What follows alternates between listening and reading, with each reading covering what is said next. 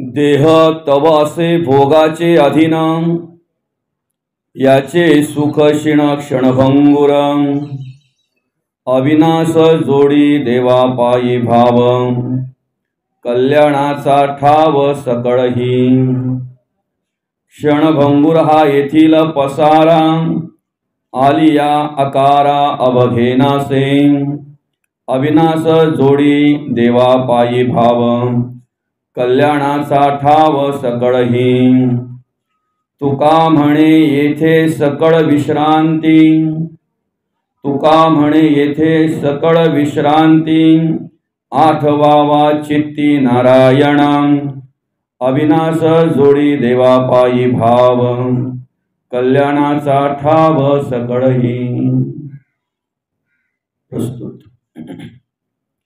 प्राप्त समयी आजच्या या प्रवचन रूपी सेवेकरिता घेतलेला अभंग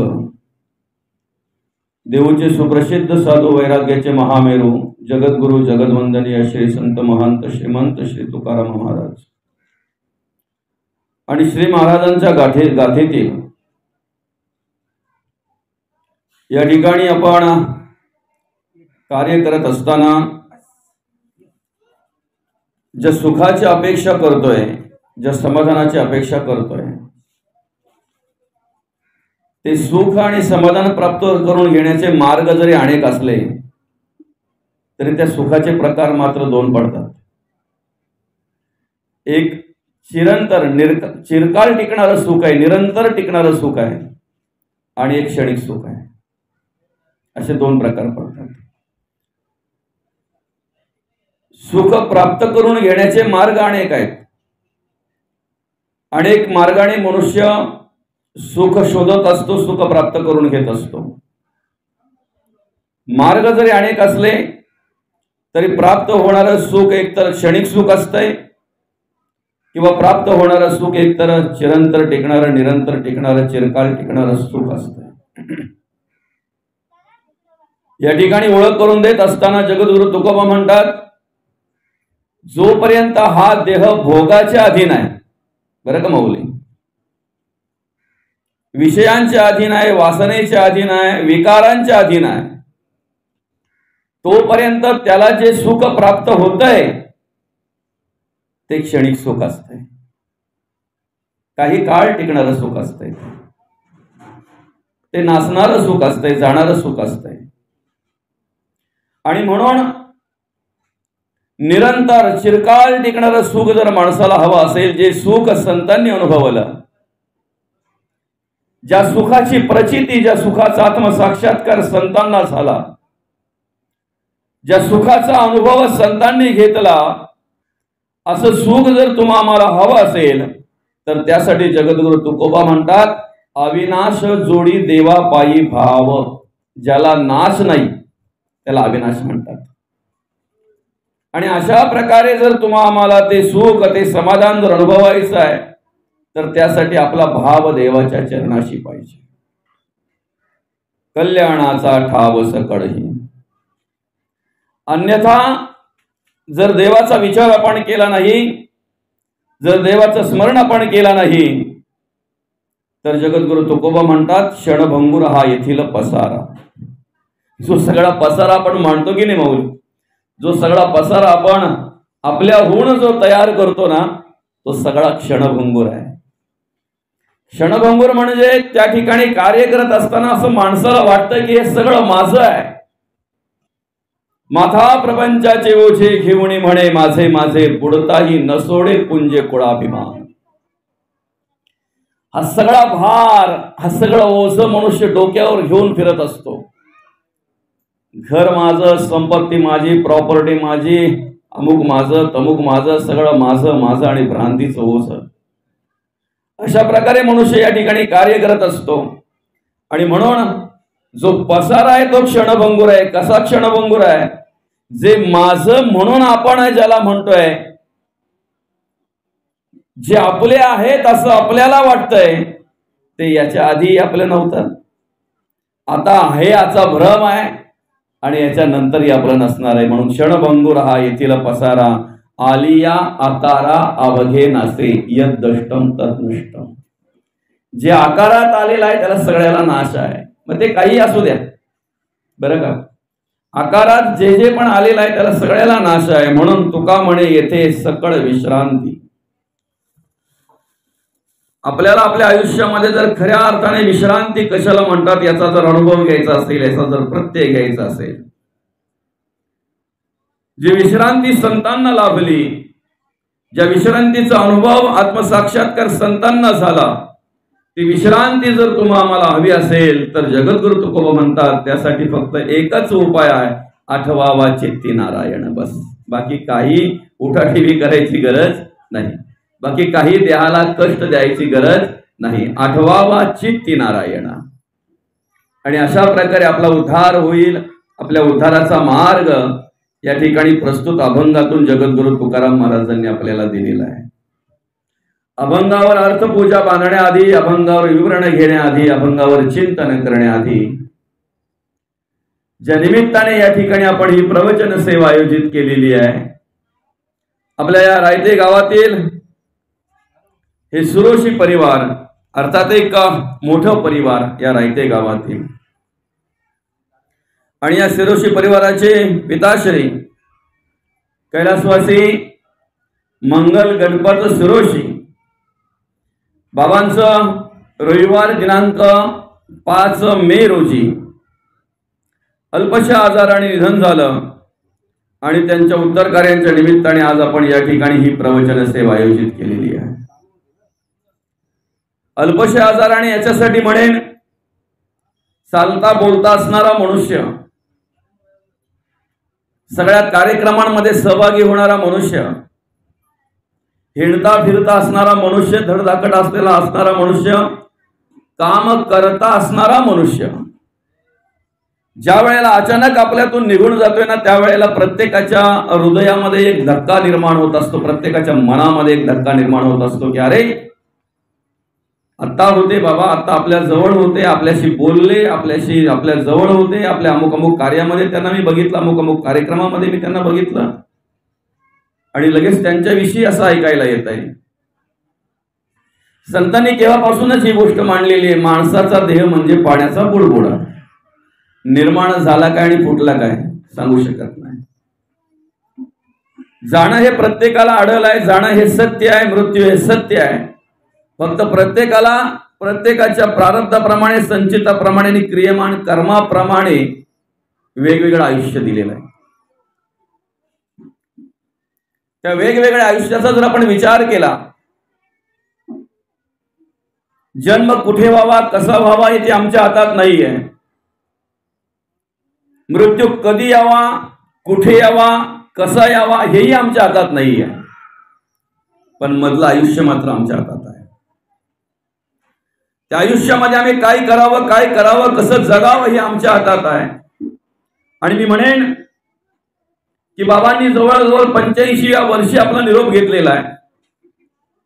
त्यांच्या आयुष्याची 85 वर्ष त्यांनी या ठिकाणी कार्य केलेलं आहे. आजच्या उत्तरकार्यांच्या निमित्ताने बाबांच्या विषयी जर सांगायचं झालं, ज्यांच्या उत्तरकार्यांच्या निमित्ताने आपण या ठिकाणी हे प्रवचन आयोजित केलेलं आहे, आपल्या बाबांच्या विषयी मंगल बाबा गणपत सिरोशी यांच्या विषयी जर सांगायचं झालं तर माणसाने कसं जगावं, कसं वागावं याचं एक आदर्शयुक्त उदाहरण म्हणजेच आपले बाबा.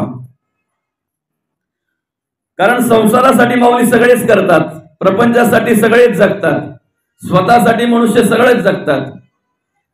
पण संसार प्रपंच करता करता परमार्थ कसा करावा, अध्यात्म कसा करावा, आणि गावातील पंचकृषीतील धार्मिक कार्यक्रमांमध्ये आपण सहभाग कसा घ्यावा याचा आदर्शयुक्त उदाहरण म्हणजे आपले बाबा.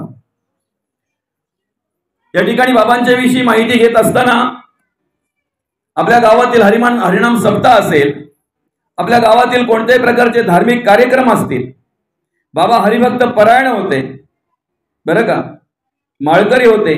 अनेक वर्ष त्यांनी परमार्थ केला, अनेक वर्ष त्यांनी ग्रंथ वाचन केलं, देवाचं नामस्मरण केलं, संतांची संगती केली, आणि गावातील पंचकृषीतील प्रत्येक धार्मिक कार्यामध्ये त्यांनी सहभाग घेतला. प्रत्येक धार्मिक कार्यामध्ये त्या ठिकाणी त्यांची उपस्थिती असायची. जे काही आपल्याकडे गुण आहेत, कला आहेत, त्या कला गुणांचा वापर त्या ठिकाणी ते करून घ्यायचे. आणि म्हणून या ठिकाणी स्वतःसाठी स्वार्थासाठी जगणारी माणसं आपल्याला अनेक पाहायला मिळतात. पण कधीतरी माणसाने आपल्या आयुष्यामध्ये जगत असताना, संसारामध्ये, प्रपंचामध्ये कार्य करत असताना धर्माचा विचारही करावा, धर्माच्या संस्कृतीच्या आणि संस्कारांचा विचारही माणसाने करावा. मी म्हणेन की या ठिकाणी त्यांनी कार्य करत असताना आपल्या मुलाबाळांचं संगोपन केलं. आमचे योगेश दादा असतील, सीमाताई असतील, शर्मिलाताई असतील, आरतीताई असतील, अर्चनाताई असतील, योगिताताई असतील, या सगळ्या मुलांना त्यांनी चांगल्या प्रकारे सांभाळलं, त्यांच्यावर चांगल्या प्रकारे संस्कार केले. आणि बापाचं जे काही कर्तव्य असतंय, आज या ठिकाणी सांगायला वाटतंय की आज आम्ही ह्या चालू वर्तमान कालामध्ये हम दो हमारे दो अशा प्रकारे राहत असतो, अशा प्रकारे वागत असतो. 2 मुलं माणसाला सांभाळायला जड जात असतात.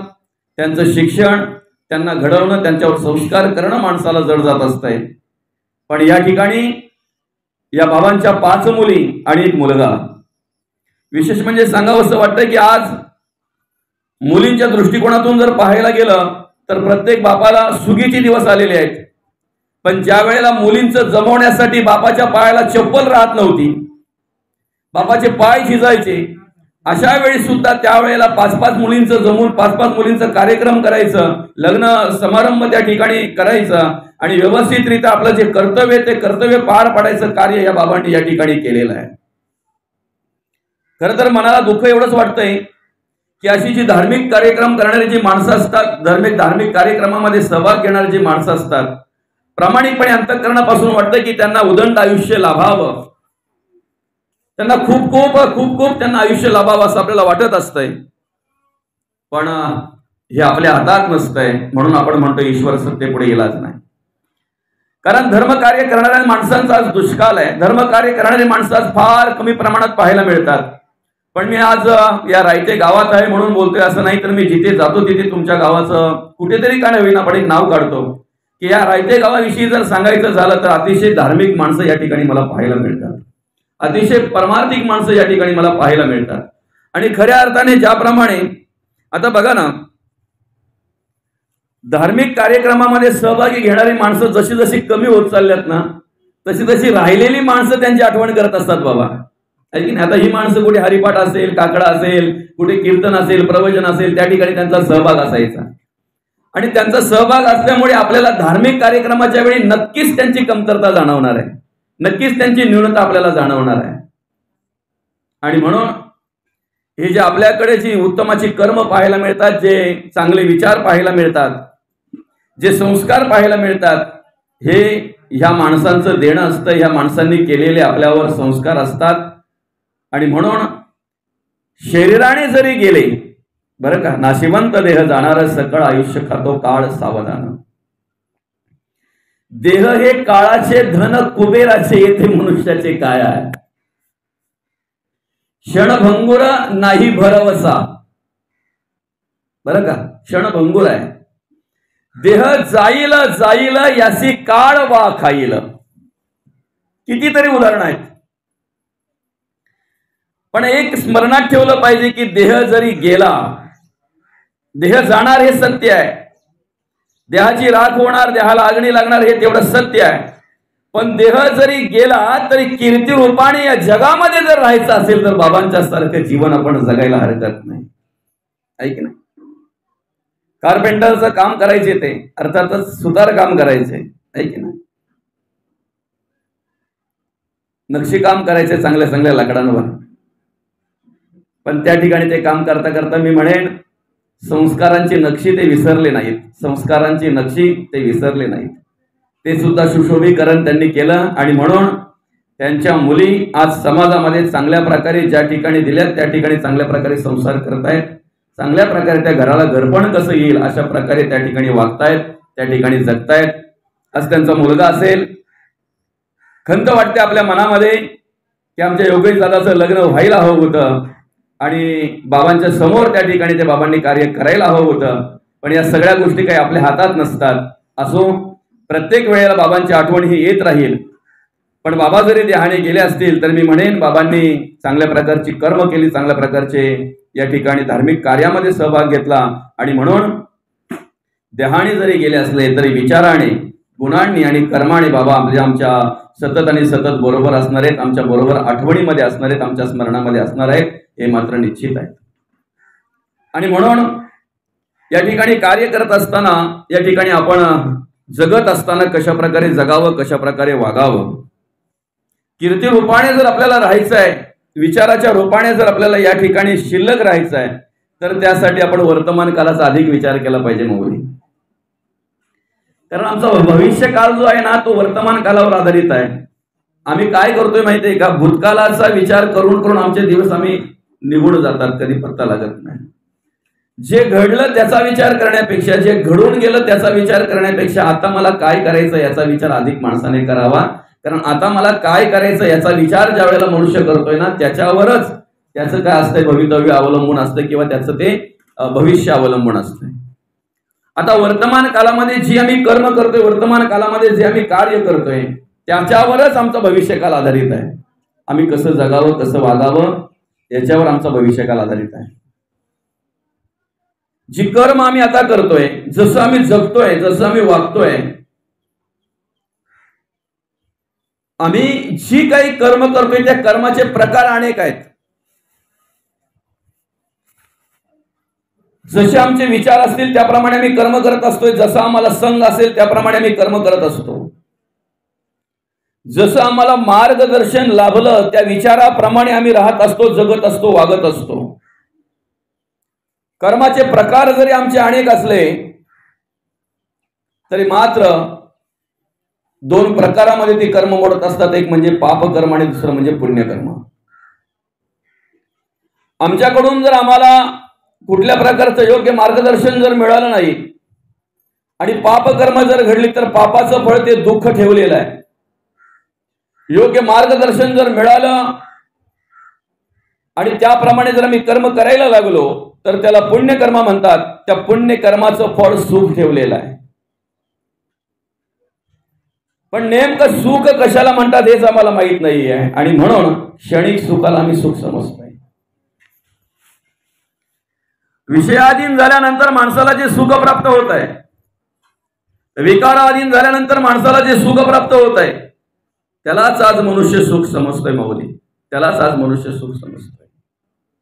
आणि म्हणून काय होतंय माहितीये का, वर्तमान काळामध्ये आमच्याकडून नको ती कर्म घडल्यामुळे, नको ते विचार आमच्या अंतःकरणामध्ये असल्यामुळे आम्हाला भविष्य काळामध्ये त्रास भोगावा लागतो, आम्हाला भविष्य काळामध्ये दुःख भोगावं लागतंय. म्हणून संतांनी अधिक करून वर्तमान काळावर लक्ष दिलेलं आहे. आम्ही आता काय करतोय, जगद्गुरु तुकोबांच्या गाथेचा जर तुम्ही अभ्यास कराल, जगद्गुरु तुकोबांच्या वाङ्मयाचा जर तुम्ही अभ्यास कराल, ते विचार जर तुम्ही बघितलेत, तर मरणोत्तर आम्हाला काय गती प्राप्त होणार आहे यापेक्षा मृत्यू येण्याच्या आधी आम्ही काय करतो हे महत्वाचं आहे. याला विशेष महत्व जगद्गुरु तुकोबांनी दिलेलं आहे. बरं का, भविष्य काळात आमचं काय होईल, जे व्हायचं ते होईल, पण वर्तमान काळामध्ये आम्ही काय केलं पाहिजे याला विशेष महत्व जगद्गुरु तुकोबांनी दिलेलं आहे. आणि म्हणून अखंड आणि अखंड भगवंताचं नामस्मरण जगद्गुरु तुकोबांनी केलं. म्हणजे त्या ठिकाणी जगद्गुरु तुकोबांच्या नामस्मरणाची ओळख करून देत असताना किंवा भगवंताचं पांडुरंग परमात्म्याचं कसं स्मरण केलं जगद्गुरु तुकोबांनी त्याची ओळख करून देत असताना कुठेतरी म्हटलेलं आहे की केवळ शिंक ज्या वेळेला येते ना किंवा जांभई ज्या वेळेला येते ना, तेवढा वेळ कदाचित तेवढा वेळ त्यांचा नामस्मरण वाचून गेला असेल. नाहीतर जरा सुद्धा विस्मरण नाही, जरा सुद्धा नामस्मरण वाचून राहिलेलं नाही जगद्गुरु तुकोबा. अखंड आणि अखंड नामस्मरण केलं जगद्गुरु तुकोबांनी. आणि म्हणून ती कर्म ते कार्य आमच्याकडून घडलं पाहिजे. अखंड त्याप्रमाणे आम्ही राहिलो पाहिजे, जगलो पाहिजे, वागलो पाहिजे. कसं असते माहितीये का, वेळ निघून गेल्यानंतर मग आम्हाला कळतंय. त्याला म्हणतात साप गेल्यावर परपट कुठणे. भगवंताने जे अमूल्य आयुष्य आम्हाला दिलेलं आहे, जे कुठेही विकत मिळत नाही, ते आयुष्य असताना, ते तारुण्य असताना, तो भगवंत आमच्या अंतःकरणामध्ये आमची सेवा करत असताना आम्ही काय करावं हे आम्हाला कळत नाही. आणि नेमका कुठेतरी ते तारुण्य बाजूला झालं, वृद्धापकाळ आला, आता कुठल्याही प्रकारचं कार्य आमच्याकडून घडण्यासारखं शरीर आमचं राहिलेलं नाहीये. त्यावेळेला मात्र आम्हाला जाणीव होते की आता देवाचं करायला हवं होतं, आता धर्माचं कार्य करायला हवं होतं. तेव्हा जाणीव होते. संत म्हणतात सैन्य असताची राज्य करावे, सैन्य अवघेची मारावे आणि मग राज्यपद प्राप्त करून घ्यावं, हे योग्य नव्हे. म्हणून बघा ना, आपण द्वैत अर्थाने जर पाहायला गेलो, म्हणजेच आम्हाला जे आयुष्य मिळालेलं आहे त्या आयुष्यामध्ये आम्ही कशा प्रकारे राहावं, कशा प्रकारे जगावं. माणसाला 100 वर्ष आयुष्य या ठिकाणी कलियुगामध्ये दिलेलं आहे, तेवढं भेटत नाही, ठीक आहे. पण तेवढ्या आयुष्याचं नियोजन करत असताना आम्ही काय करावं, त्याच्यामध्ये स्टेप सांगितलेले आहेत. 25 वर्षापर्यंत ज्ञानार्जन करावं, विद्यार्जन करावं, बरं का. 25 ते 50 पर्यंत धनार्जन करावं, 50 ते 75 पर्यंत पुण्यार्जन करावं, आणि 75च्या नंतर आतापर्यंत केलेली जी काही कर्म आहेत, ज्या पद्धतीने जगलात वागलात, ते त्याप्रमाणे प्राप्त होत असते मग 75च्या नंतर. पण या ठिकाणी संत आपल्याला ओळख करून देत असताना ज्ञानार्जन करतानाही पुण्यार्जन विसरू नये, धनार्जन करतानाही पुण्यार्जन विसरू नये, आणि पुण्यार्जन करतानाही नीती धर्म याचा विचार करून वाटचाल करायला हवी. आम्ही परमार्थ कधीपासून करावा, आम्ही देवाचं स्मरण कधीपासून करावं, एक आमच्या अंतःकरणामध्ये असलेला भ्रम आहे. आज सहज जर तुम्ही म्हणाल ना तर 75 लोकांकडे हाच तुम्हाला 75 लोकांकडून 75% लोकांकडून तुम्हाला हाच उत्तर मिळेल की परमार्थ वृद्धपणी करावा, परमार्थ म्हातारपणी करावा. आणि म्हणून ज्या वेळेला तो मुलगा घरामध्ये ते देवपूजा करायचा,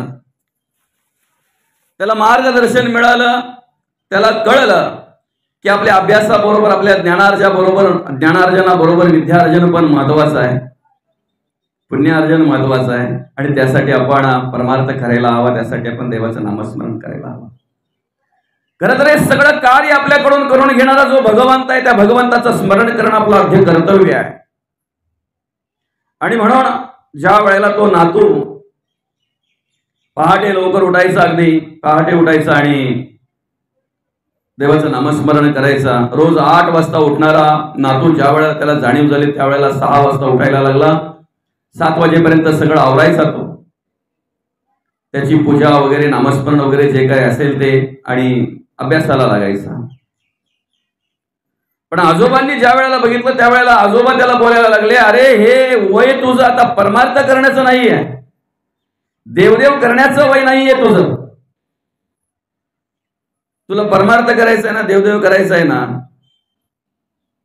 म्हातारा झाल्यानंतर, माझ्या वयाचा झाल्यानंतर मुलगा म्हणतोय, बाबा मी 8 वाजता नेहमी उठणारा,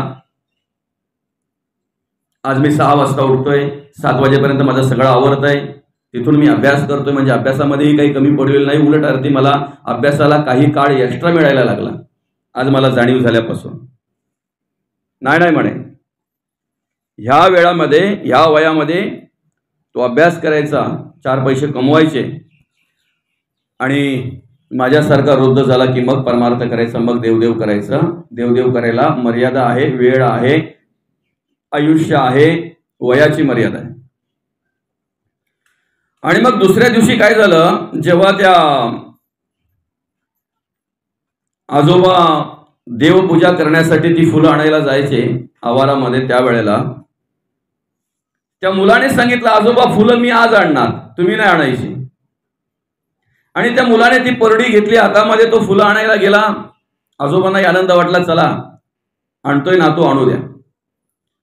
आपल्या आवारामध्ये गेल्यानंतर झाडाखाली पडलेली सगळी फुलं त्याने वेचली, झाडावरचं एकही फुल त्याने तोडलं नाही, बरं का. जी कालची शिली फुलं होती ती सगळी परडीमध्ये घेतली, भरली, आणली आणि आजोबाच्या हातामध्ये दिली. आजोबाच्या हातात ती फुलं बघितल्याबरोबर, ती परडी बघितल्याबरोबर आजोबा भडकले. आजोबा म्हणायला लागले, अरे मूर्खा, तुला एवढं पण कळत नाही का, देवाला शेळी फुलं चालत नाहीत, देवाला कोमेजलेली फुलं चालत नाहीत. देवाला जेवढी ताजी आणि टवटवीत फुलं असतील ना तेवढी देवाला चांगल्या प्रकारे आवडतात. आणि मग त्या नातवंडाने सांगितलं, मग त्या नातूने सांगितलं, आजोबा मला हेच सांगायचं आहे की जर देवाला शिळी फुलं चालत नाहीत, देवाला जर कोमेजलेली फुलं चालत नाहीत, तर मग देवाला अर्पण करण्यासाठी हा देह कोमेजायची वाट आपण का पाहावी, शिळ व्हायची वाट आपण का पाहावी. परमार्थ कधीपासून करावा, केव्हापासून करावा, इथे वयाची मर्यादा नाहीये. तुम्हाला ज्या वेळेपासून जेव्हा स्मरण झालं, ज्या वेळेपासून जेव्हा मार्गदर्शन मिळालं, तुमच्या अंतःकरणापासून ज्या वेळेला जाणीव निर्माण झाली त्यावेळेपासून तुम्ही परमार्थ करावा. मग वयाची मर्यादा नाही. ज्या वेळेला ज्या वयामध्ये तुम्हाला स्मरण झालं ना त्यावेळेपासून परमार्थ करावा. आता बघा, मग वृद्धावस्थेत परमार्थ करू नये का? उलट अर्थी मी म्हणेन तारुण्यापेक्षाही वृद्ध माणसं चांगल्या प्रकारे परमार्थ करतात बरं का. तारुण्यामध्ये अनेक प्रकार, अनेक वेगवेगळ्या प्रकारचे विषय, वेगवेगळ्या प्रकारचे विचार आडवे येत असतात. पण काही वृद्धावस्था जर पाहायला गेला ना तर शरीराने वृद्ध असतात माऊली, पण मनाने अगदी परमार्थामध्ये तरुण असतात माणसं. शरीराने जरी ते थकलेले असले तरी मनाने थकत नाहीत. म्हणून एखाद्या वेळी तरुण मुलगा, एखाद्या वेळी तरुण आम्हाला परमार्थामध्ये कमी पडलेला दिसतोय, पण वृद्ध मात्र त्यापेक्षाही पुढे असतोय. अनेक कला गुणांनी संपन्न असतात ती. आणि म्हणून जर परमार्थ करायचंय तर तुम्ही वयाची मर्यादा बघू नका. किती वयानंतर करावं, किती वर्षानंतर करावं याचा विचार करू नका. ज्या वेळेला आपल्याला स्मरण होईल ना त्या वेळेला आम्ही परमार्थ करायला हवा, त्या वेळेला आम्ही देवाचं स्मरण करायला हवं. पण नेमकं झालंय काय माहितीये का? परमार्थातून आम्हाला चिरकाल निरंतर टिकणारं सुख प्राप्त होतंय, त्याची आमची भेटच नाही माऊली. ते ब्रह्मसुख आहे, ते आत्मसुख आहे. आम्ही क्षणिक सुखाला भुलल्यामुळे आम्हाला सुखाची व्याख्याच माहित नाहीये. बघा ना किती फरक आहे संतांमध्ये आणि आमच्यामध्ये. गर्भदुःखाचं, गर्भवासाचं जर दुःख आम्ही आठवलं, गर्भवासाची परिस्थिती जर आम्ही बघितली, आम्हाला कधीतरी जर ऐकायला मिळाली, आम्हाला कधीतरी ती कुणीतरी ऐकवली, तर आमच्या अंतःकरणामध्ये किलमिश निर्माण होतोय. आमच्या अंतःकरणामध्ये नकोसं वाटतंय ते गर्भदुःख, गर्भवास नकोसा वाटतोय तो. कारण मल, मूत्र आणि ओक त्याच ठिकाणी आमची निर्मिती आहे. ज्याचा आम्हाला कंटाळा आहे, ज्याचा आम्हाला तिरस्कार आहे, ज्याचा आम्हाला तिटकार आहे, त्याच ठिकाणी आमची निर्मिती आहे. आणि ती सगळी परिस्थिती ज्या वेळेला, सगळी भूमिका तिथली सगळी जे काय आहे ते सगळं ज्या वेळेला त्याला ऐकवतात ना, जेव्हा दाखवतात ना, त्यावेळेला मात्र त्याच्या अंतःकरणामध्ये तिरस्कार निर्माण होतो त्या गोष्टीविषयी. नको आम्हाला गर्भवास, पुन्हा नये येते स्वैत करेन गर्भवास हा चुकविना. पण त्याच गर्भवासाविषयी जगद्गुरु तुकोबा म्हणतात, तुका म्हणे गर्भवासी सुखे घालावे आम्हासी. जे आम्हाला नकोसं वाटतंय ना त्याच्याविषयी जगद्गुरु तुकोबा सांगत असताना, बोलत असताना काय म्हणतात माहितीये का? देवा आम्ही परत परत जन्माला यायला इथे तयार आहोत. हे गर्भवासाचं दुःख परत परत भोगायला तयार आहोत. पण केव्हा? हा नरदेह आम्हाला ज्याच्यासाठी दिलेला आहे, हा मनुष्य देह पांडुरंग परमात्म्याच्या कृपेने आम्हाला ज्या कामासाठी दिलेला आहे, ते भगवंताचं स्मरण जर आमच्याकडून घडत असेल, त्या पांडुरंग परमात्म्याचा परमार्थ जर आमच्याकडून घडत असेल, ते देवाचं, देशाचं आणि धर्माचं कार्य जर आमच्याकडून घडत असेल, तर देवा या ब्रह्मसुखापुढे गर्भवासाचं दुःख आम्हाला काहीच वाटत नाही. या आत्मसुखापुढे गर्भवासाचं दुःख आम्हाला काहीच वाटत नाही. पण नेमका जे संतांनी आत्मसुख अनुभवलं, जे ब्रह्मसुख अनुभवलं, ते आत्मसुख आम्हाला कधी पाहायला मिळालं, ते ब्रह्मसुख आम्हाला कधी पाहायला मिळालं. आणि म्हणून मग काय झालं, आम्ही विषयांचे अधीन झालो. जन्माला आल्यानंतर जी मद चाटवली ना त्याला, तिथून जो लोभ आला ना माऊली, तो मरेपर्यंत लोभ सुटत नाही. मरेपर्यंत नाही सुटत तो लोभ. बघा ना, शेवटची अवस्था जर पाहायला गेला ना तर अधिक करून मनुष्य त्या लोभाच्या अधीन झालेला असतो. करता कमवता होतोय, तिथून तो प्रपंच करत असतो, संसार करत असतो, संसारासाठी धावपळ करत असतो. मध्ये पडला तर त्याला माहिती आहे काही काळामध्ये मला मृत्यू आहे, तरी सुद्धा तो लोभ त्याला सुटत नाही, तरी सुद्धा लोभ सुटत नाही आणि लोभापायी जगण्याची अपेक्षा करत असतो. म्हणून संतांनी छान सांगितलं बघा ना, मृत्यू आणि मोक्ष याच्यामध्ये काय फरक आहे. ज्याचे श्वास संपलेले आहेत पण जगण्याची इच्छा बाकी आहे, बरं का बाबा, ज्याचे श्वास संपलेले आहेत पण जगण्याची इच्छा बाकी आहे. म्हणजे त्याला माहिती आहे काही काळानंतर आता मी आता कॉटमध्ये पडलेले सगळी माणसं मला बघायला आलेली आहेत, माझं शरीर आता साथ देत नाही, काही काळांतराने मला मृत्यू आहे, कधी येईल सांगू शकत नाही. पण तरीही ते बोलत आहे. मुलांची लग्न जशी मी सगळी बघितली की नाही, तसं एक नातवाचं लग्न मी बघितलं असताना मला जरा बरं समाधान वाटलं असतं. म्हणजे श्वास संपलेले आहेत पण जगणं बाकी आहे, याला मृत्यू म्हणतात. श्वास बाकी असताना ज्यांचं जगणं संपलेलं असतंय ना, त्यांना जीवनमुक्त म्हणतात. गीतेच्या भाषेमध्ये त्यांना स्थितप्रज्ञ म्हणतात. जगत असतोय, वागत असतोय, राहत असतोय देशासाठी, देवासाठी आणि धर्मासाठी. त्याला आत्मसुख प्राप्त होत असतंय, त्याला परमसुख प्राप्त होत असतंय, त्याला ब्रह्मसुख प्राप्त होत असतंय. पण नेमकं आमचं झालं काय माहितीये का, मद ज्या वेळेला आमच्या जिभेला लावली तिथून तो लोभ आला. तारुण्य अवस्था प्राप्त झाल्यानंतर एक एक विषय यायला लागले आणि कामाधीन झालेल्या माणसाची अवस्था करा त्या ठिकाणी अशी ती दाखवली की कुठल्याही प्रकारचं स्मरण त्याला राहत नाही. शब्द, स्पर्श, रूप, रस आणि गंध या ठिकाणी 5 विषय पंचक कार्य करत असतात. आणि या 5ही विषय पंचकाचा जरा मी विचार केला, कधीही कोणाला न सापडणारं हरिण एवढं चपल असतंय,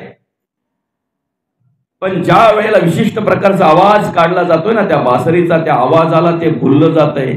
ज्या वेळेला तो आवाज, तो ध्वनी त्या हरणाच्या कानावर पडतोय ना, त्यावेळेला ते हरण जाग्यावरच थैतया नाचत असतंय. एवढं चपळ असलेलं हरण, कधी कोणाला न सापडणारं हरण सहज पकडलं जातंय.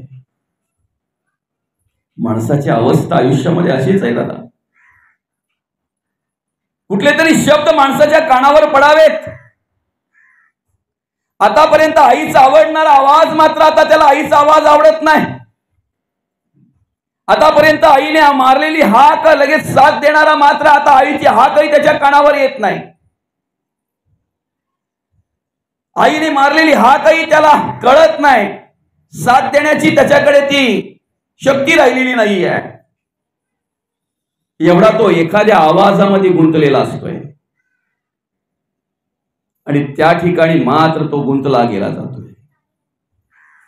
बलाढ्य असा कितीतरी बळ असलेला तो हत्ती सहज पकडला जात नाही, सहज सापडला जात नाही, सहज कुठे पडत नाही, सहज कुठे अडकत नाही. पण स्पर्श सुखाला बोलावा म्हणून त्याच्यासाठी हत्ती तयार केले जाते पुट्ट्याची, आणि पुट्ट्याचा मोठा खरडा तयार करून त्याच्यावर तो पुट्ट्याचं आवरण दिलं जातंय. ज्या वेळेला हत्तीनीच्या स्पर्श सुखासाठी तो त्या ठिकाणी जातोय त्यावेळेला त्या खरड्यात पडला जातो. माणूस सुद्धा अनेक ठिकाणी अशा प्रकारची कर्म करताना आपल्याला पाहायला मिळतोय. खरड्यात पडल्यानंतर त्याला कळतंय. मग लोकही बोलतात त्याला आधी खूप सांगितलं होतं पण खरड्यात पडल्यावर त्याला कळलं, तोपर्यंत कळलं नाही. बऱ्याचशा गोष्टी जर माणसाला स्वतःहून कळतात तर ह्या का कळू नयेत.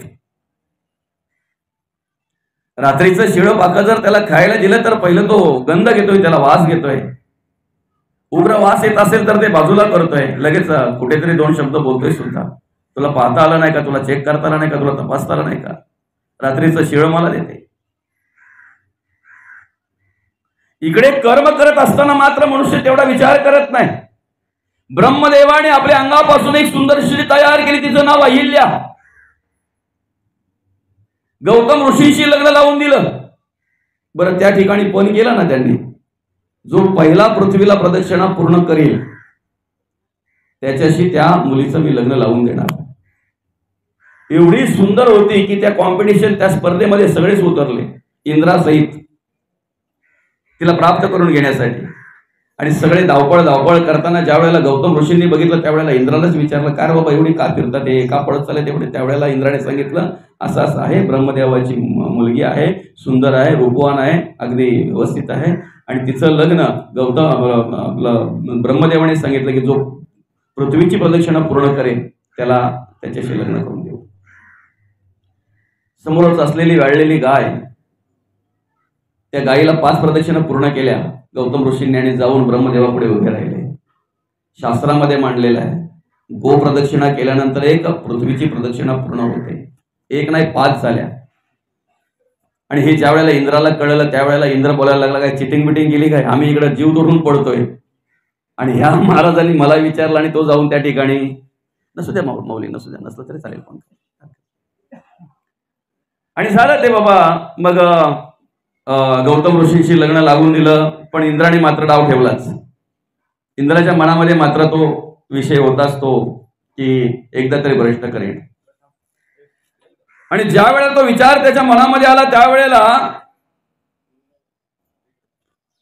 त्या पद्धतीने त्या ठिकाणी त्याने ते रूप धारण केलं. गौतम ऋषींच्या रूपामध्ये त्या ठिकाणी आला. गौतम ऋषी ज्या वेळेला स्नानासाठी गेलेले असताना, गंगेवर गेलेले असताना, काही कालांतराने ज्या वेळेला गौतम ऋषी आले त्यावेळेला पाहतात तर काय, वेगळ्याच रूपामध्ये पळणारा तो इंद्र. आणि गौतम ऋषीने सांगितलं, रे इंद्रा, ओळखलं रे तुला. त्यावेळेला तो त्या रूपामध्ये प्रगट झाला आणि माफी मागायला लागला, बघ पडतील रे तुला. आणि इकडे अहिल्याला सांगितलं, स्पर्श सुख तुला जाणवलं नाही, स्पर्श सुद्धा तुला कळला नाही, शिळा होऊन पडशील तू. अर्थात एखाद्या विषयाधीन झाल्यानंतर, एखाद्या विचाराधीन झाल्यानंतर जर देवांचा राजा इंद्र त्याला जर भग पडत असतील तर आम्ही जगताना वागताना हा विचार का करत नाही. आपलं विषय आहे सुखावर चाललेला आहे. स्पर्श सुखासाठी बोललेला तो हत्ती त्या ठिकाणी पुट्ट्याच्या त्या हत्तीनीला स्पर्श घेण्यासाठी जातो आणि नेमका खरड्यामध्ये पडतोय. आमच्या घरामध्ये कधीतरी रात्रीच्या वेळेला लाईट नसल्यानंतर आम्ही ज्या वेळेला बत्ती लावतोय ना त्यावेळेला ते पतंग पक्षी येत असतो त्या बत्तीवर, झिपा घेत असते, ते भाजतय, जळतय, चटके बसतात पण सोडत नाही. त्या रूपाला एवढं फुललेलं असतंय ते की शेवटी बत्ती पण विझवतय आणि तीही मरतय, गतप्राण होतय, मृत्यू होतो त्याचा. कित्येक ठिकाणी आज आम्हाला माणसांची अवस्था अशी पाहायला मिळते की एखाद्या वासनेअधीन झालेला मनुष्य कित्येक प्रकारचं दुःख भोगत असतो, कित्येक प्रकारचे प्रसंग त्याला येत असतात, कित्येक प्रकारच्या संकटाला त्याला तोंड द्यावं लागत असतं, पण तरी सुद्धा ते ज्या विषयाधीन तो झालेला आहे तो विषय, ती वासना त्याला सुटत नाही. शेवटी प्राणाला मुकावं लागतंय त्याला, त्या ठिकाणी प्राणाला मुकावं लागतंय. कित्येक वर्ष तपश्चर्या करणाऱ्या माणसांना जर याच्यातून मुक्त होता आलं नाही, कित्येक वर्ष तपश्चर्या करणाऱ्या ऋषी मुनींना जर याच्यातून मुक्त होता आलं नाही, तर आपण या ठिकाणी जगताना वागताना कसा विचार करावा याचा नक्कीच आपण शोधबोध घेतला पाहिजे.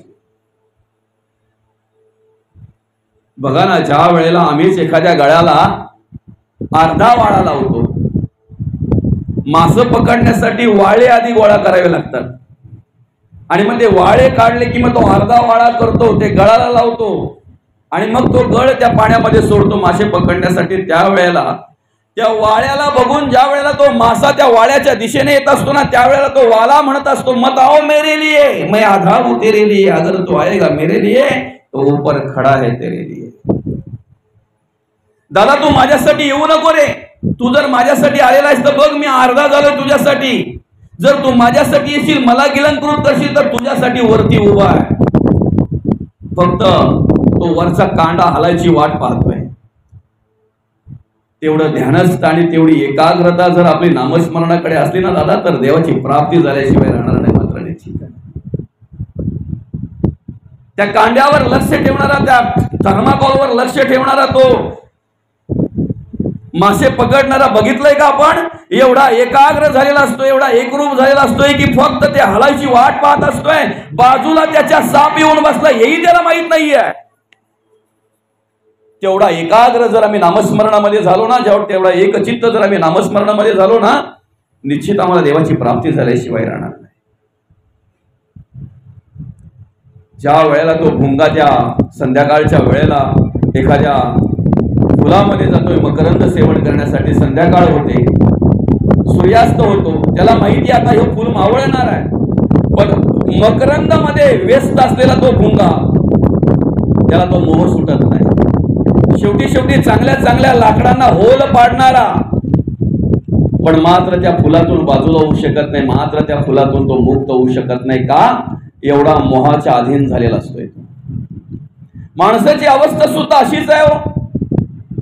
एवढं ममत्व निर्माण होतंय की त्याला मुलं सुटत नाही, त्याला बाई सुटत नाही, त्याला घरदार सुटत नाही, त्याला त्याचा संसार प्रपंच सुटत नाही.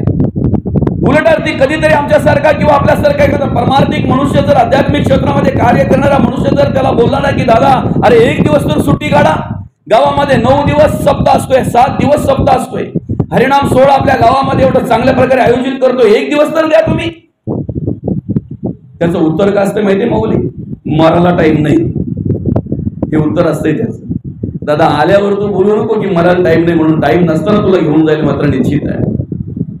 राजा असता मृत्यूला 1,00,000 कोटी कबूल झाला तरी सोडीन आता याला मृत्यू काय, सगळ्यांना घेऊन जाणार आहे मात्र निश्चित आहे. आणि म्हणून या विषयाधीन झाल्यानंतर, या विकाराधीन झाल्यानंतर आम्ही क्षणिक सुखाला भुलतोय. काही काळ टिकणारच सुख असते ते.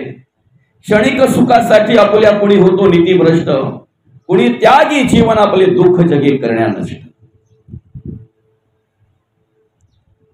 त्याच्यासाठी नीतीभ्रष्ट होत असतो मनुष्य, धर्म विसरलेला असतो, धर्म आचरण विसरलेला असतो.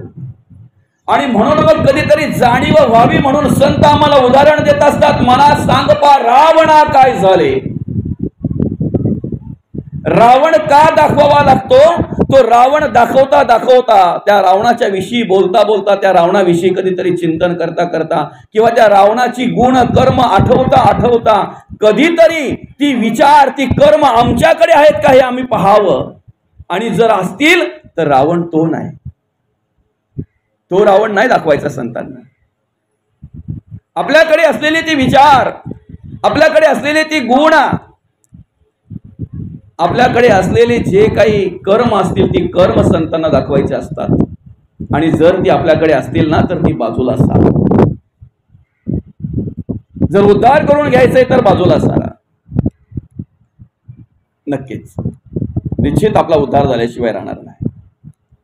आणि म्हणून मग या ठिकाणी जगद्गुरु तुकोबा म्हणतात, जोपर्यंत मनुष्य फक्त आणि फक्त संसाराचा विचार करत असतो, प्रपंचाचा विचार करत असतो, फक्त आपल्या स्वार्थाचा विचार करत असतो, देहबुद्धीच्या अधीन होतोय, मायेच्या अधीन होतोय, ममत्व निर्माण होतंय.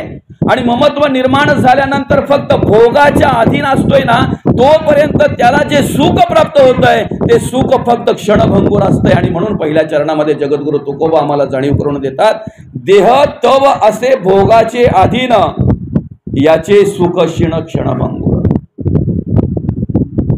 जोपर्यंत भोगाच्या अधीन आहे ना तोपर्यंत त्याला वाटत असते मला सुख प्राप्त होतंय, मला सुख मिळतंय. शेजाऱ्यांनी एसी आणली म्हणून आम्ही पण आणली, आमच्या घरात लावली. आता मात्र आम्ही तो सुख अनुभवतोय, तो सुख घेतोय. तो सुख घेत असताना आम्हालाही आनंद वाटतोय. पण ज्या वेळेला महिनाभरानंतर आमच्या हातात आमच्या घरातल्या मीटरचा बिल पडतोय त्यावेळेला आम्ही विचार करतोय 2000च्या आत आतापर्यंत बिल यायचं, डायरेक्ट 3500 बिल आला. आता मात्र ते सुख बाजूला झालेलं, आता मात्र दुःख प्राप्त झालेलं आहे. आणि मग विचार करते तेव्हापासून की गरज असेल तरच लावावा, आवश्यकता असेल तेवढाच वापर करावा. डायरेक्ट 1500-1600 रुपये बिल वाढला म्हटल्यानंतर काय आहे. तसंच आमचं विषयांचं आहे. काम क्रोध लोभ मद मत्सर दंभ संशय चिंता असूया अद्वया कल्पना इष्णा वासना अशा ममता तृष्णा यांच्या अधीन आम्ही झालो ना, की जोपर्यंत आम्ही ती कर्म करतोय तोपर्यंत आम्हाला काही वाटत नाही दादा. पण ज्या वेळेला बिल यायला सुरुवात होते ना आणि ते बिल कोणाला चुकत नाही बरं का. ज्या हाताने कर्म करावी बिल त्याच हाताला फेडावं लागतंय, ज्या डोळ्याने कर्म करावी बिल त्याच डोळ्याला फेडावं लागतंय. नवे नवे ज्या माणसाने कर्म करावे तोच मनुष्य ते बिल फेडतो, तिथं कोणीही त्याला वाटेकरी नसतंय. म्हणून त्या वाल्ल्या कोळेला उपरती झाली, पश्चाताप झाला की एवढं सगळं काही मी केलं, एवढं सगळं काही मी करतोय, पण ज्यांच्यासाठी करतोय ते जर वाटेकरी नाहीत तर मी करावं कोणासाठी, का करावं मी? पश्चाताप झाला. आणि म्हणून ज्या वेळेला आम्हाला सुद्धा आम्ही केलेल्या कर्माचा पश्चाताप होतो ना, त्यावेळेला निश्चित आमच्यामध्ये परिवर्तन घडल्याशिवाय राहत नाही. फक्त मनापासून परिवर्तन घडावं जर असं वाटत असेल ना, तर केलेल्या कर्माचा पश्चाताप झाला पाहिजे. मी काय केलेलं आहे, माझ्याकडून काय कर्म घडलेली आहेत किंवा कुठले विचार माझ्याकडे येत आहेत, त्या कर्माचा आम्हाला पश्चाताप झाला पाहिजे. ज्या वेळेला पश्चाताप होतोय त्यावेळेला घडणाऱ्या कर्माची उपरती अंतःकरणामध्ये निर्माण होते.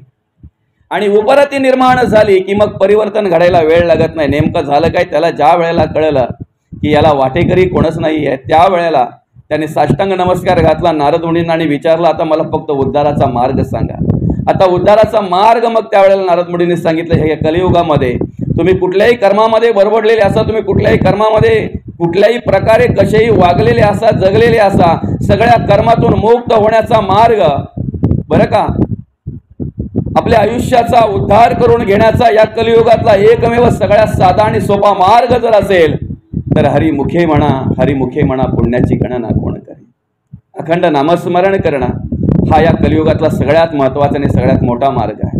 आणि म्हणून बाकीच्या भानगडीत पडू नका माऊली.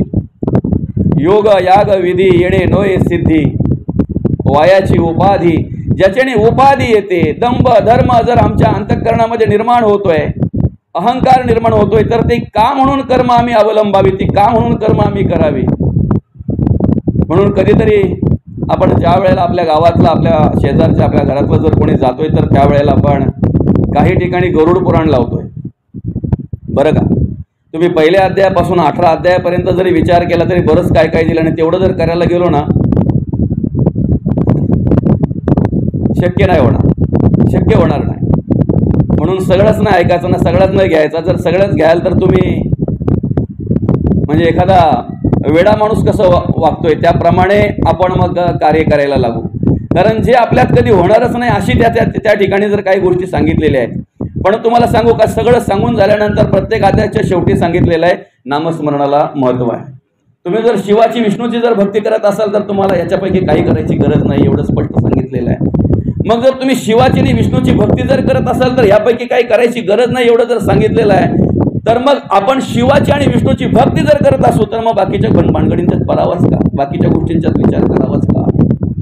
तसं या ठिकाणी आम्हाला आमच्या जीवनाचा उद्धार करून घेण्यासाठी एकमेव मार्ग जर असेल तर नामस्मरण. मग नामस्मरण जर आम्ही स्वीकारलेलं आहे, ते नामस्मरण जर पांडुरंग परमात्म्याच्या कृपेने जर आमच्याकडून घडतंय, अंतःकरणपूर्वक निष्ठेने श्रद्धेने जर आम्ही त्या देवाचं नामस्मरण करतोय, तर बाकीचा विचार आमच्या अंतःकरणामध्ये येताच कामा नाही. आणि म्हणून त्या ठिकाणी नारद मुनींनी सांगितलं, तुला राम नामाचं जप करायचंय. त्यांनी सांगितलं मला राम काही बोलता येत नाही, मला पटकन बोलता येते, चालेल ते पण चालेल बरं का. उभराटे नाम जपता वाचे, पर्वत फुटले पापाचे, ध्वज उभारिले पुण्याचे, ब्रह्मांडावर ते वाल्मिकीचे ते तप केले, ते वन पुण्य पावन झाले. आणि म्हणून ऋषी होते थोर थोर बहुते केला, कवित्व विचार परी वाल्मिकासारखा कवीश्वर न भूतो न भविष्य. एवढं परिवर्तन झालं की आधी कवित्व केलं, रामायण आधी लिहिलं आणि मग नंतर रामायण घडलेलं. एवढं परिवर्तन झालं. आम्हालाही जर मनापासून वाटत असेल की परिवर्तन व्हावं, तुम्हाला आवाज येतो ना व्यवस्थित, इकडे आवाज येतो ना व्यवस्थित. का विचारलं माहिती आहे का, साऊंड इकडे मलाच आवाज येत नाही, त्याच्यामुळे तुम्हाला विचारलं आवाज येतो. परिवर्तन व्हावं असं जर वाटत असेल, नाही असू द्या ना इकडे दादा दोन्ही नको ना, एक तिकडे असू द्या, अजून तिकडे करा दादा, अजून तिकडे करा, हा वरचा अजून तिकडे करा. ठीक आहे हा ओके ठीक आहे. परिवर्तन घडावं असं जर आम्हाला अंतःकरणपूर्वक वाटत असेल तर आम्ही काय केलं पाहिजे. दगड एकदाच मंदिरात जातो देव होतो माऊली, एकदाच मंदिरात जातो ना. कधीतरी नारळ फोडायला नेलेले दगड पण देव होऊन बसतात, राहिलेला शेंदूर जर पासला आम्ही तर. माणूस किती दिवस मंदिरात गेला म्हणजे देव होईल. ज्या वेळेला माणसाला दगडाची उपमा दिली त्यावेळेला दगड नाराज झाला, बोलतो अरे माझ्यापेक्षा मनुष्य खूप मागे आहे, खूप वेगळा आहे. आणि का वेगळा आहे त्याची ओळख करून देताना मग सांगितलं, टाकीने खपली फोडली ती मागुती ना जडली, मनुष्याची कुबुद्धी जाडली ती पुन्हा लागे. टाकीने खपली जर फोडली ती परत दगडाला चिटकत नाही माऊली, पण माणसाची कुबुद्धी जर झाडली ना तर परत परत लागते. एखाद्या वेळी जर आमच्या अंतःकरणामध्ये लोभ असेल आणि लोभाविषयी जर काही आम्ही ऐकलं, लोभामुळे आमचा काय दुष्परिणाम आहे, काय आमच्याकडे कशा प्रकारची भूमिका निर्माण होते, लोभाधीन झाल्यानंतर आमची काय अवस्था प्राप्त होते, अति लोभ त्याग शोभ होईल जाणार, एवढं आम्ही ऐकल्यानंतर मग तो लोभ बाजूला करतो. पण कधी काम येऊन चिटकतोय आमचं आम्हालाही कळत नाही. आणि मग ज्या वेळेला आम्ही कामाचं ऐकतोय त्यावेळेला अति काम त्या राम चित्ती वसेना असं आम्ही ऐकतोय, त्यावेळेला काम बाजूला करतोय. मग क्रोध कधी येऊन आम्हाला चिटकतोय ते आमचं आम्हालाही कळत नाही. आणि म्हणून अतिविषयी सर्वदा दैन्यवान. कुठलीही गोष्ट माऊली आपल्या आयुष्यामध्ये एकदा काय अति झाली ना की त्याची माती व्हायला वेळ लागत नाही. म्हणून आपल्या पूर्वी बघा बाल असायचे ना, बालांची घरं असायची, त्या बालांच्यावर माऊली म्हणी लिहिलेल्या असायच्या. मी बऱ्याच ठिकाणी बघितले, मोठमोठी घरी असायची ना घरं, त्या घरांच्या मध्ये म्हणी लिहिलेल्या असायच्या, आती तेथे माती की नाही निर्मळ जीवन त्यास काय करील साबण. बरंच काय काय असं लिहिलेलं असायचं. त्या काहीतरी सांगून जायच्या, प्रेमाने जग जिंकावे. तोडीचे घर असायचे ना, ते हे जोते पाया आपला त्या तोडींवर कोरलेलं असायचं, प्रेमाने जग जिंकावे, अति तेथे माती. त्या म्हणी त्याच्यावर कोरलेल्या असायच्या. आजही काही ठिकाणी पाहायला मिळतात, जी जुनी घरं आहेत ती. जसं आम्ही त्या तोरींवर कोरलं की नाही, जसं आम्ही त्या बालावर लिहिलं की नाही, तसं अंतःकरणामध्ये ज्या दिवशी लिहू ना त्या दिवशी परिवर्तन झाल्याशिवाय राहणार नाही मात्राची. काय होतंय माहितीये का, टाकीने खपली एकदा फोडली ना दगडाची तर ती परत लागत नाही, पण माणसाची कुबुद्धी जर झाडली तरी ती पुन्हा लागते, परत येऊन चिटकते. आणि म्हणून ज्या दिवशी मूर्तिकाराने ज्या वेळेला त्या दगडाची मूर्ती तयार केली आणि दगडाची मूर्ती तयार केल्यानंतर सगळं गाव आश्चर्यचकित झालं. आश्चर्यचकित होऊन ज्या वेळेला त्या मूर्तिकाराला विचारलं की तुम्ही नेमकं काय केलं, या ओबाड धोबाड असलेल्या दगडाची मूर्ती तयार केली, त्यावेळेला त्या मूर्तिकाराने उत्तर दिलं, दादा मूर्ती ही आधीच त्या दगडामध्ये होती, त्या दगडामध्ये आधीच देव होता, फक्त नको असलेला भाग मी बाजूला केला. ज्या दिवशी आम्ही आमच्या आयुष्यातला नको असलेला भाग बाजूला करू ना त्या दिवशी मूर्ती तयार झाल्याशिवाय राहणार नाही मात्र निश्चित आहे.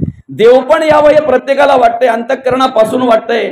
भावाने देवासारखं वागावं, बहिणीने देवासारखं वागावं, बापाने देवासारखं वागावं, मुलांनी देवासारखं वागावं, घरातल्या सगळ्यांनी देवासारखं वागावं, समाजातल्या सगळ्यांनी देवासारखं वागावं, हे अंतःकरणपूर्वक प्रत्येकाला वाटत असतंय. पण मात्र आम्ही आमचे नको असलेले भाग आम्हाला चिटकवून ठेवतो. आम्हाला माहिती आहे याच्याने हानी आहे. एखादा पेन आहे, त्याची शाई जर लिकेज झाली, त्याच्याने जर माझा शर्ट आणि शर्टाचा खिसा जर खराब झाला तर तो किती वेळ मी माझ्या खिशाला ठेवावा हे मला कळलं पाहिजे ना. ज्या वेळेला कळलं त्याच वेळेला तो फेकता आला पाहिजे. कपड्यावर डाग पडणारा पेन जर आम्ही लगेच फेकून देतो तर चारित्र्यावर डाग पाडणारे विषय आम्ही कसे बाजूला केले पाहिजेत, चारित्र्यावर डाग पाडणारे विकार आम्ही कसे बाजूला केले पाहिजेत, चारित्र्यावर डाग पाडणारे गुण कर्म विचार आम्ही कसे बाजूला केले पाहिजेत, हे ज्ञान आम्हाला नको का. आणि म्हणून क्षणिक सुखाचा जसा मनुष्य विचार करतो, क्षणिक सुखामध्ये जसा मनुष्य अडकलेला आहे, त्याप्रमाणे निरंतर आणि चिरकाल सुख प्राप्त व्हावं, चिरकाल टिकणारं सुख प्राप्त व्हावं असं जर तुम्हाला आम्हाला अंतःकरणपूर्वक वाटत असेल तर दुसऱ्या चरणामध्ये जगद्गुरु तुकोबा म्हणतात, अविनाश जोडी देवा पायी भाव, कल्याणाचा ठाव सकळ. ते ब्रह्म अविनाश आहे, बाकी प्रत्येक गोष्टीला नाश आहे, प्रत्येक गोष्टीला नाश आहे. आम्ही आमचं घरदार आमचं म्हणतोय, त्याच्याविषयी ममत्व आमच्या अंतःकरणामध्ये निर्माण होत आहे. आमच्या संपत्तीविषयी, आमच्या प्रॉपर्टीविषयी आमच्या अंतःकरणामध्ये ते ममत्व निर्माण होत आहे. आमच्या ज्ञानाविषयी आमच्या अंतःकरणामध्ये अहंकार निर्माण होतोय. आमच्या पांडित्याविषयी आमच्या अंतःकरणामध्ये अहंकार निर्माण होतोय. कधीतरी आमच्या तारुण्याविषयी, आमच्या सौंदर्याविषयी आमच्या अंतःकरणामध्ये तो अहंकार निर्माण होत असतोय. पण या ठिकाणी कार्य करत असताना माणसाने विचार केला पाहिजे की ह्या वेगवेगळ्या गोष्टींचा जो अहंकार आमच्या अंतःकरणामध्ये निर्माण होतोय ते कितपर्यंत टिकणार आहे, ते कितपर्यंत मला साथ देणार आहे. आणि म्हणून म्हणतात जगद्गुरु तुकोबा, नको नको मना गुंतू माया जाळी, काळ आला जवळी ग्रासावया. जेव्हा काळाची उडी पडते ना, बंद करा पंखा जरा, जेव्हा काळाची उडी पडते ना त्यावेळेला, काळाची उडी पडेल बा जेव्हा सोडविना, तेव्हा माय बाप सोडविना, बंधू पाठीची बहीण शेजेची कामीन दूर राहे, सोडविना राजा देशीचा चौधरी आणि सोयरी बली बली. हे तर कोणच नाहीत आपले, कोण कुणाचा पिता जगी या माता ही कोणाची कन्या पुत्र ही नसते आपले, भार्या तर परक्याकडची, बंधू भगिनी सगळी सोयरे आपता इष्ट संपत्तीची, कोणी नसे या जगी आपले धरी कासतो धर्माची. आणि म्हणून त्याची ओळख करून देत असताना म्हटलेले नाही, कुणाचे कोणी तुझे नव्हे रे, कोणी अंतीज असेल एकला रे प्राण्या माझे माझे म्हणून. बंधू कोणाची, बहीण कोणाची, कोण कोणाचे सगळे सोयरे, मेल्या पाठी सर्वच राहील, तुटतील धागे दोरे प्राण्या मायेचा बाजार. दो दिसाची तुझी जवानी नाही पुढे टिकणार रे, वृद्धपण येता जवळी वैद्य काय करणार प्राण्या मायेचा बाजार. जे नाशिवंत आहे ना त्याची ओळख घेऊन ते बाजूला करता आलं पाहिजे. पण नेमकं आमचं होतंय काय माहितीये का, त्यालाच आम्ही जवळ करतोय, त्याच्याविषयी आमच्या अंतःकरणामध्ये ममत्व निर्माण होत आहे. आणि एकदा काही ममत्व निर्माण झालं ना की मग कसं, ज्याप्रमाणे तो रेशीम किडा बघा स्वतःच्या अंगातून ते धागा तयार काढत असतो, त्याचं जाळं तयार करत असतो, शेवटी परिस्थिती अशी होते की त्या जाळ्यामध्ये तो स्वतःहून स्वतःला अडकवून घेत असतो. आमचंही माऊली तेच झालंय, मायेचं जाळं आम्ही स्वतःहून तयार करून घेतलेलं आहे. त्या मायेच्या जाळामध्ये आम्ही स्वतः अडकत असतो, स्वतःहून गुंतवून घेत असतो, स्वतःहून अडकवून घेत असतो. शेवटी परिस्थिती अशी आहे, त्रिकुट कोसल्याने घर सायास केले, दोन्ही द्वार लिंपोनिया आत गुंतो मेले.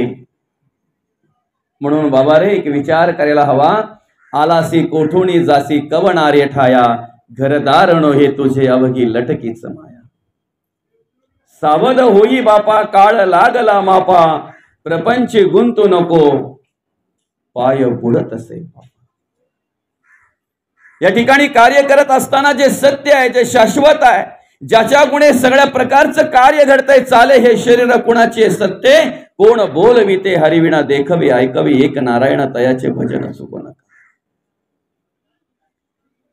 आम्ही ज्याच्या गुणे पाहतोय, ज्याच्या गुणे ऐकतोय, ज्याच्या गुणे बोलतोय, आमच्या नखापासून केसापर्यंत ज्या देवाच्या आधाराने, ज्या देवाच्या बळाने, ज्या देवाच्या सामर्थ्याने मी कार्य करतोय, त्या इंद्रिय सुखाला बाजूला करून, त्या इंद्रियांना बाजूला करून त्या देवापर्यंत आम्हाला पोहोचता आलं पाहिजे. त्या देवाची आम्ही ओळख घेता आली पाहिजे. प्रत्येक वेळेला त्या देवाचं स्मरण आम्हाला ठेवता आलं पाहिजे. आणि ज्या दिवशी आमच्या अंतःकरणामध्ये देव आहे, आमच्या आतमध्ये आत्मा आहे, याचं स्मरण आम्हाला राहील ना, त्या दिवशी वाईट कर्म घडणारे आमच्यापासून दूर होतील. मात्र निश्चित आहे कुठल्याही प्रकारचे वाईट कर्म घडणार नाहीत. मनुष्य चोरी लबाडी करतोय, मनुष्य वाईट कर्म करतोय, तेव्हा ज्या वेळेला तो चारही बाजूला पाहतोय आणि त्याची खात्री होतोय मला पाहायला कोणच नाहीये, त्यावेळेला त्याची ती इच्छा होत असते, त्यावेळेला त्याच्याकडे तो विचार येत असतो. ज्या वेळेला आमच्या अंतःकरणपूर्वक आम्ही विचार करू की कोणीही जरी पाहिला नसेल तरी भगवंत माझ्या अंतरातून मला पाहत आहे, एवढा विचार ज्या वेळेला आम्ही अंतःकरणपूर्वक करू ना, त्यावेळेला निश्चित आम्हाला चिरकाल टिकणारं, निरंतर टिकणारं समाधान प्राप्त होईल. अशा प्रकारची कर्म आमच्याकडून झाल्याशिवाय राहणार नाही. या देहाला सांभाळणारा जो ब्रह्म आहे ते अविनाश आहे. या सृष्टीचा जो निर्माता देव आहे, या सृष्टीचा निर्माता जो ब्रह्म आहे, या सृष्टीला सांभाळणारा जो देव आहे, या सृष्टी कार्य ज्याच्या गुणे करते. आज पृथ्वी कार्य करताना दिसते, आप कार्य करताना दिसते, तेज कार्य करताना दिसते, आकाश कार्य करताना दिसते, वायू कार्य करताना दिसते. ही पंचभूत सुद्धा ज्याच्या आधाराने, ज्याच्या बळाने कार्य करतायत ते ब्रह्म दिसत नाही, सत्य आहे, अविनाश आहे. म्हणून आत्मा गेल्यानंतर देहाचं काय झालं यापेक्षा आत्मा असताना देहाने काय केलं हे महत्वाचं आहे. आत्मा गेल्यानंतर देहाचं काही होऊ द्या, जे का जीवनमुक्त ज्ञानी त्यांचे शरीर पडो राणी अथवा पडो स्मशानी तरी ते धन्य झाले. आत्मा गेल्यानंतर देह कुठेही जरी पडला, कोळ्या कुत्र्याने खाल्लं, कुठे जंगलात गेला, कुठेही जरी पडला तरी त्याला त्या नंतर काय झालं याला महत्व नाही आहे. जे का जीवनमुक्त ज्ञानी त्यांचे शरीर पडो राणी अथवा पडो स्मशानी तरी ते धन्य झाले. आत्मा असताना त्या देहाने काय केलं, तो भगवंत असताना त्या देहाने काय केलं. आम्ही पाहतोय, आम्ही ऐकतोय, आम्ही बोलतोय, ही सगळी काही क्रिया करतोय, हे सत्य आहे. कुठपर्यंत? त्या ब्रह्माचं सामर्थ्य आहे, त्या अंतरात्म्याचं सामर्थ्य आहे तोपर्यंत. एकदा का तो अंतरात्मा निघून गेला की ज्या देहाने आम्ही ज्या व्यक्तीला ओळखतोय, ज्याचा फोटो दाखवल्यानंतर आम्ही ओळखायचो, त्या फोटो प्रमाणे तो व्यक्ती आमच्या समोर पडलेला असतो.